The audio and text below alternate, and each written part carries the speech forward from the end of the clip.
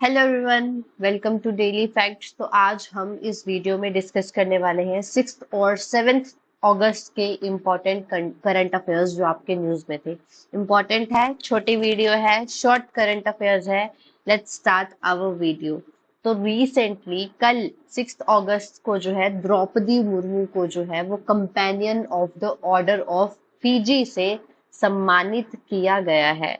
तो companion of the order of Fiji से जो है हमारी प्रेसिडेंट द्रौपदी मुर्मू जी को सम्मानित किया गया है। अगर आपको याद हो तो 2023 में ये जो ऑर्डर है ये हमारे प्राइम मिनिस्टर मोदी जी को भी अवार्ड किया जा चुका है। तो ये इम्पोर्टेंट है आप लोगों के लिए करंट अफेयर, इसे याद रखना। प्राइम मिनिस्टर मोदी नहीं होगा, अब रिसेंटली जो है वो द्रौपदी मुर्मू जी को ये अवार्ड से सम्मानित किया गया है। उद्दार शक्ति 2024 ये एक एयर एक्सरसाइज है जो आपकी इंडिया एंड मलेशिया के बीच में होती है। इस बारी की जो ये उद्दार शक्ति एक्सरसाइज है ये आपके कुआंटन जो कि मलेशिया में है वहां पे कंडक्ट कराई जा रही है। वेरी इंपॉर्टेंट आप लोगों के लिए एक्सरसाइजेस इंपॉर्टेंट है। न्यूज में जो होती है वो प्रीलिम्स या फिर अलाइड इन सब में जो है वो आपके पूछी जाती है कोई भी एक एक्सरसाइज। तो इसीलिए जो आपकी न्यूज में है वो बेटर आप याद करते चलेंगे तो आपके लिए याद करनी इजी हो जाएगी। तो उदार शक्ति, India and Malaysia. Now military exercise भी होती है इंडिया और मलेशिया के बीच में जिसका नाम है हरिमाऊ शक्ति। तो उद्दार शक्ति जो है वो एक एयर एक्सरसाइज है और मिलिट्री एक्सरसाइज है वो है हरिमाऊ शक्ति। Next topic, first BIMSTEC business summit. बहुत इंपॉर्टेंट हो जाता है ये टॉपिक क्योंकि इस बारी जो पहली बिम्स्टेक बिजनेस समिट है वो आपके इंडिया में कंडक्ट कराई जा रही है। तो पहली बिम्स्टेक बिजनेस समिट जो है वो इंडिया में कंडक्ट कराई जा रही है। बिम्स्टेक जो है अगर आपको पता हो तो ये 1997 में स्टैब्लिश हुआ था। इसकी मेंबर कंट्रीज वो कंट्रीज है जो आपके बे ऑफ बंगाल में फॉल करती है। तो यहाँ पे Bangladesh, Sri Lanka, Nepal, Bhutan, Myanmar, India and Thailand, these all countries are members of our BIMSTEC. Okay, तो वेरी वेरी इंपॉर्टेंट। अगर आप सभी को बिम्स्टेक पता है तो काइंडली आप कमेंट सेक्शन में इसकी फुल फॉर्म बिम्स्टेक जो है इसका पूरा जो फुल फॉर्म है वो आप कमेंट सेक्शन में प्लीज कमेंट करके बताइए। याद रखिए 7 मेंबर्स की जो है ये बिम्स्टेक है। नेक्स्ट 7th अगस्त को जो है वो हैंडलूम डे मनाया जाता है। रीजन इसका ये है कि आप अगर देखें तो आपके हिस्टोरिकल पॉइंट ऑफ व्यू से अगर हम देखें तो इस दिन जो है वो स्वदेशी मूवमेंट के स्टार्ट को ये जो है आपका 7th अगस्त दर्शाता है। तो इसीलिए इसको हैंडलूम डे से बनाया जाता है। तो नेक्स्ट, फॉर्चून ग्लोबल 500 लिस्ट। जो ये फॉर्चून ग्लोबल की 500 लिस्ट है इसमें इंडिया की कितनी कंपनीज को जो है रैंक किया गया है। कंपनीज याद रखना इंपॉर्टेंट नहीं है, बस आप नंबर याद कर लीजिए कि कितनी कंपनीज को जो है वो आपकी फॉर्चून ग्लोबल 500 लिस्ट में जो है वो ऐड किया गया है।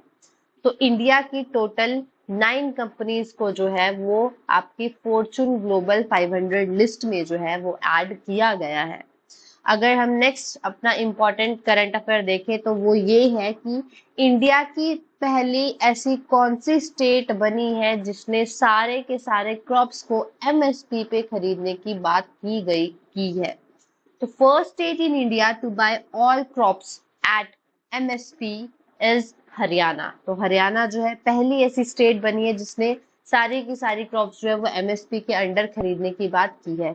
तो एमएसपी मतलब minimum support price. Minimum support price से मतलब यह है कि आप सभी को पता है जो क्रॉप्स है वो हमारे जो है डिमांड एंड सप्लाई के बेसिस पे चलती है।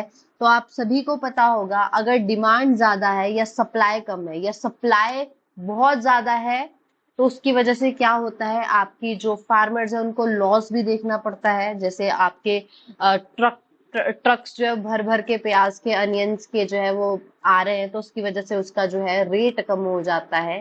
तो होता क्या है, वहां पे फार्मर को लॉस होगा। तो इसीलिए जो है गवर्नमेंट पहले से ही मिनिमम सपोर्ट प्राइस तय कर देती है जहां पे फार्मर्स को एक मिनिमम सपोर्ट प्राइस तो मिलेगा ही मिलेगा।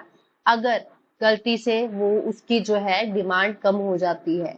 ओके, डिमांड मतलब प्राइस, सॉरी, प्राइस कम हो जाता है, तो उसके लिए उनको मिनिमम सपोर्ट प्राइस जो है वो गारंटी किया जाएगा, जिसके अंडर जो फार्मर्स है तो एमएसपी प्रोवाइड किया जाता है। तो याद रखिए कि पहली ऐसी स्टेट जो है वो हरियाणा बनी है जिसने सारे के सारे क्रॉप्स को एमएसपी पे खरीदने की बात की गई है। तो एमएसपी जो है वो आपके CACP फिक्स करता है, जो है commission for agriculture cost and prices. ये बहुत इंपॉर्टेंट है, ये ऑलरेडी एक बारी पेपर में आ चुका है आपके हिमाचल से रिलेटेड। तो नेक्स्ट आप सभी को कॉन्ग्रेचुलेशंस, जो हमारे देश की रेसलर है विनेश फोगाट। विनेश फोगाट जो है वो 50 केजी कैटेगरी में आपके फाइनल्स में पहुंच गई है, जिसकी वजह से मेडल तो पक्का है, गोल्ड या सिल्वर। ये आज जो है वो गोल्ड मेडल के लिए जो है खेलेंगे, बट यहाँ पे इंडिया का जो है 4th मेडल कंफर्म्ड है, और ये साक्षी मलिक के बाद सेकंड ऐसी जो है रेसलर बनेगी जिनको जो है ओलंपिक्स में यहाँ पे मेडल मिले जाएगा। साक्षी मलिक को जो है वो ब्रॉन्ज मेडल मिला था, यहाँ पे ये उनसे आगे निकल चुकी है। यहाँ पे गोल्ड या सिल्वर जो है कंफर्म्ड है, या तो सिल्वर या तो गोल्ड। इसका मतलब ये है कि ये पहली ऐसी इंडियन बनेगी जो ओलंपिक्स में रेसलिंग में गोल्ड जीती है या सिल्वर जीती है, वो तो हमें आज शाम को पता चलेगा। बट फिर भी यहाँ पे विनेश फोगाट जो है वो आपकी फाइनल्स में पहुंच गई है। तो इनका ये याद रखिए कि ये कौन सी कैटेगरी में खेल रही है, ये 50 केजी कैटेगरी में जो है वो खेल रही है। आई होप आपको आज के करंट अफेयर्स और कल के करंट अफेयर्स जो है वो पसंद आए होंगे। काइंडली आप इन वीडियोस को रोज रोज देखिए और इनको नोट डाउन कीजिए, क्योंकि आप डेली के करंट अफेयर्स पढ़ेंगे तो आप लोगों के लिए काफी इजी हो जाएगा, वरना अगर आप मंथली उठा के देखेंगे तो एक साथ कवर करना काफी मुश्किल हो जाता है। तो thank you for watching this video. Please आप इसको ज्यादा से ज्यादा शेयर कीजिए, ताकि ज्यादा से ज्यादा बच्चे या लोग भी देख सके, क्योंकि करंट अफेयर तो सभी के लिए इम्पोर्टेंट होते हैं। Thank you.